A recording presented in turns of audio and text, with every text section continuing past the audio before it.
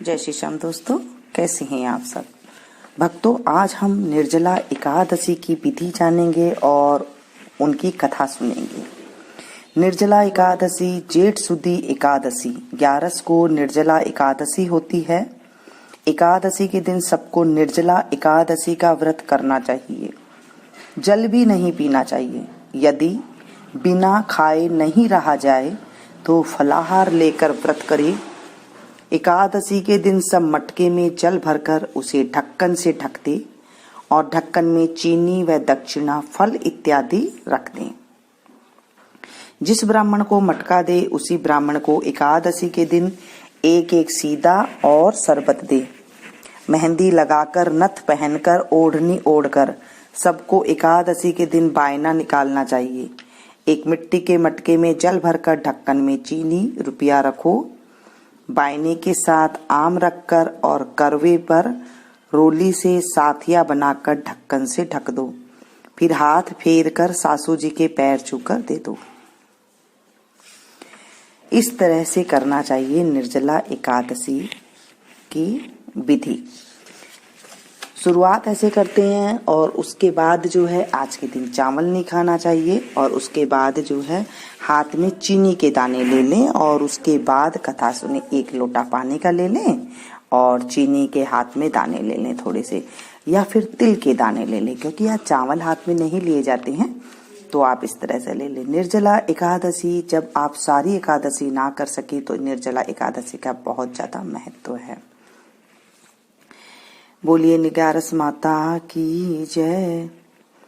श्री भीमसेन बोले, हे पितामह, भ्राता युधिष्ठिर, माता कुंती, द्रौपदी, अर्जुन, नकुल और सहदेव आदि एकादशी के दान व्रत करते हैं और मुझसे एकादशी के दिन अन्न खाने को मना करते हैं। मैं उनसे कहता हूँ, भाई मैं भक्ति पूर्वक भगवान की पूजा कर सकता हूँ, परंतु मैं एकादशी के दिन भूखा नहीं रह सकता। इस व्यास जी बोले, हे भीमसेन, यदि तुम नरक को बुरा और स्वर्ग को अच्छा समझते हो तो प्रत्येक माह की दोनों एकादशियों को अन्न न खाया करो। इस पर भीमसेन बोला, हे पितामह, मैं आपसे प्रथम कह चुका हूँ कि मैं एक दिन एक समय भी भोजन किए बिना नहीं रह सकता। फिर मेरे लिए पूरे दिन का उपवास करना कठिन है। यदि मैं प्रयत्न करूं तो एक व्रत अवश्य कर सकता हूं। अतः आप मुझे कोई एक व्रत बतलाइए जिससे मुझे स्वर्ग की प्राप्ति हो। श्री व्यास जी बोले, हे वायुपुत्र, बड़े बड़े ऋषि और महर्षियों ने बहुत से शास्त्र आदि बनाए हैं कि मनुष्य को दोनों पक्षों की एकादशी का व्रत करना चाहिए। इससे उन्हें स्वर्ग की प्राप्ति होती है। श्री व्यास जी के वचनों को सुनकर भीमसेन नरक में जाने का कारण अत्यंत भयभीत हुए और लता के समान कांपने लगे। वह बोले, हे पितामह, अब मैं क्या करूं, क्योंकि मुझसे व्रत नहीं हो सकता। अतः आप मुझे कोई एक ही व्रत बतलाइए जिससे मेरी मुक्ति हो जाए।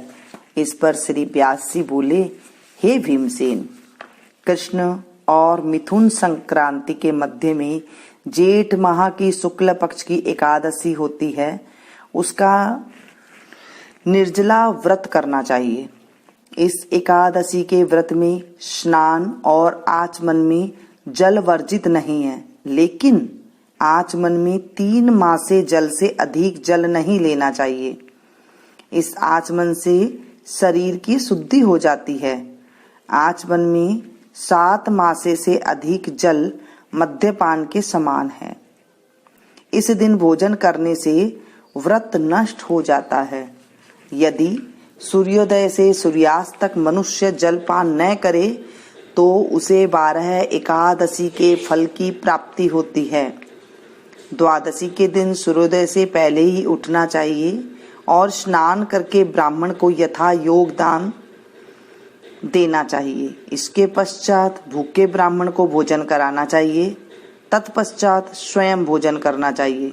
इसका फल संपूर्ण एकादशियों के फल के बराबर है। हे भीमसेन, स्वयं भगवान ने मुझसे कहा था कि इस एकादशी का पुण्य समर्थ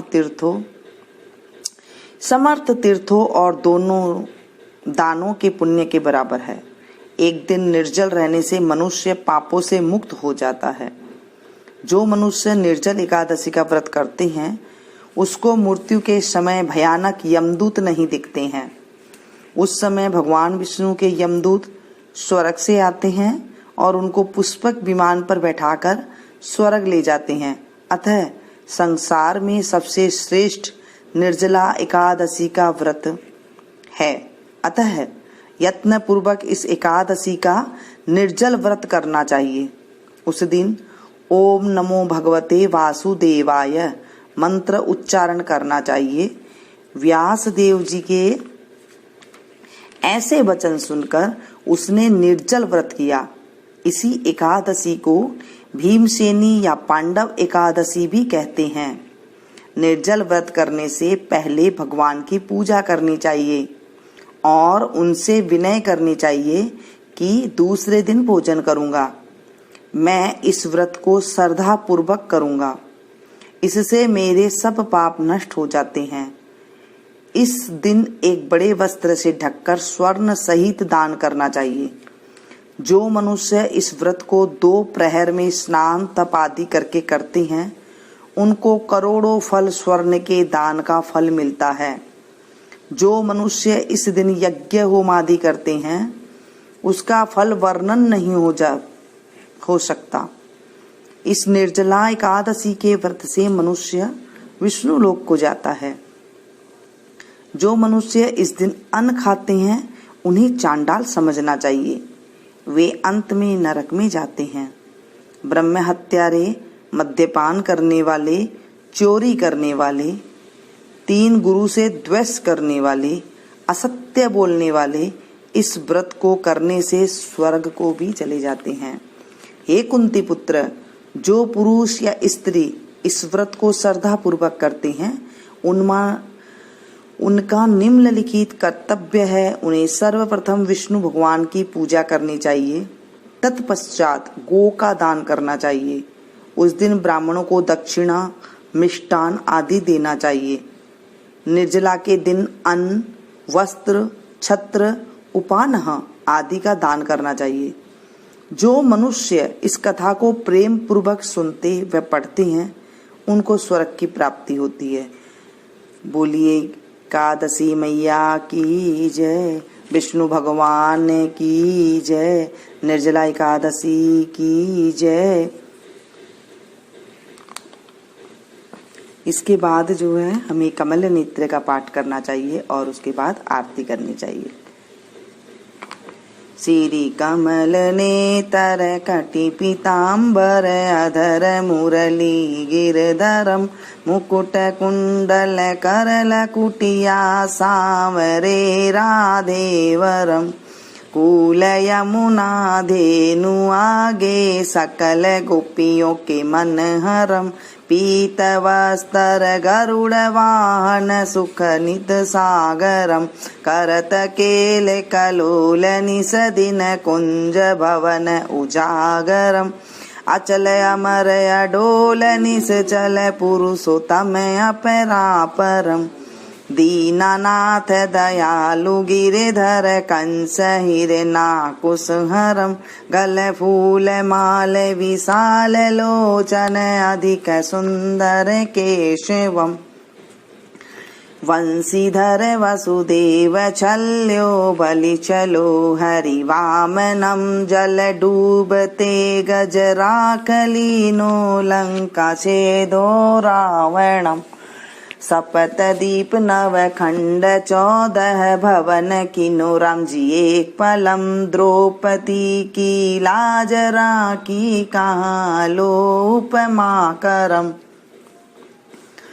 दीनानाथ दयालु पूर्ण करुणामय करुणा करम कवि दत्त दास विलास निस दिन नाम जपत नित नागरम प्रथम गुरु जी के चरण बंद्यो यस्य ज्ञान प्रकाशितम विष्णु जुगादि ब्रह्मा सेवते शिव शंकरम श्री कृष्ण यदुपति केशवम श्री राम रघुवर राम रघुवर राम रघुवर राघवम श्री राम कृष्ण गोविंद माधव वासुदेव श्री वामनम अच्छ कच्छ वराह नरसिंह पाहि रघुपति पावनम मथुरा में केशव राय विराजे गोकुल बाल मुकुंद जी श्री वृंदावन में मदन मोहन गोपीनाथ गोविंद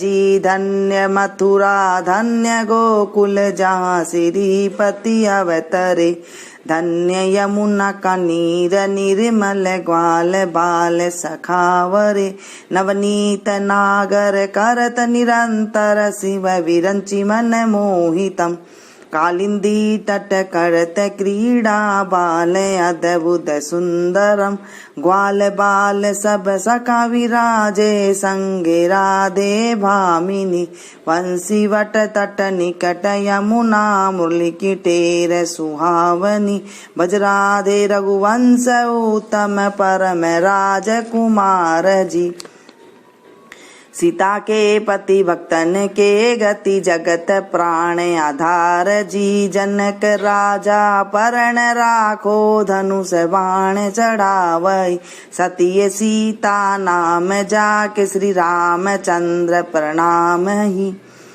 धन्य मथुरा खेल गोकुल नंद हरि श्री नंदनम बाल लीला पतित पावन देवकी वसुदेवकम श्री कृष्ण कलिमल हरण जाके जो भजे हरि चरण को भक्ति अपनी देव रे माधव भव सागर के तारण को जगन्नाथ जगदीश स्वामी श्री बद्रीनाथ विश्वम्भरम द्वारिका के नाथ श्रीपति केशवम प्रणमाम्य हम श्री कृष्ण अष्टपद पढ़त निस दिन विष्णु लोक सगच्छितम श्री गुरु रामानंद अवतार स्वामी कृष्ण दात समापत श्री गुरु रामानंद अवतार स्वामी कविदत्त दास समापतम।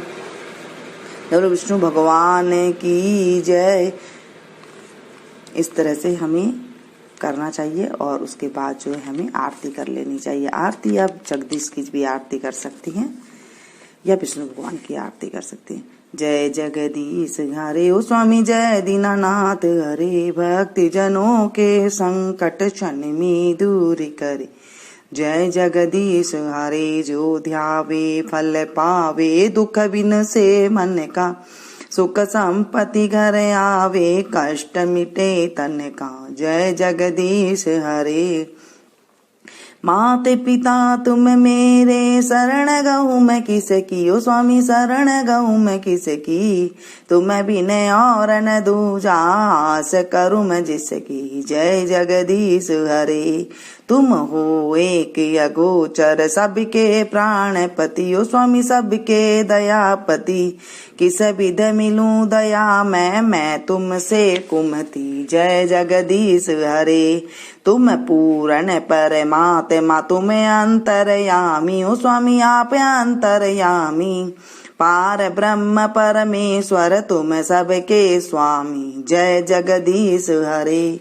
तुम करुणा के सागर तुम पालन करता ओ स्वामी आप पालन करता मैं मूर्ख खल कामी कृपा करो भरता।